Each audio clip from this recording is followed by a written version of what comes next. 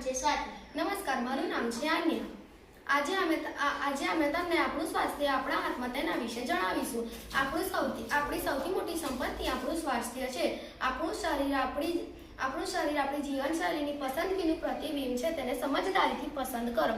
આપણે રોજ યોગ કરવા જોઈએ, કસરત કરવી જોઈએ, દોડવું જોઈએ, રમવું જોઈએ, સાયકલ ફેરવવી જોઈએ, પૂરતી ઊંઘ લેવી જોઈએ, જંક ફૂડનો ઉપયોગ ઓછો કરવો જોઈએ અને ડ્રગ્સ, આલ્કોહોલ, દારૂ એવા બધા વ્યસનોથી દૂર રહેવું જોઈએ, સ્વચ્છતા જાળવવી જોઈએ અને દિવસમાં વધારે માત્રામાં પાણી પીવું જોઈએ, કુદરતી ઔષધિઓનો ઉપયોગ કરવો જોઈએ.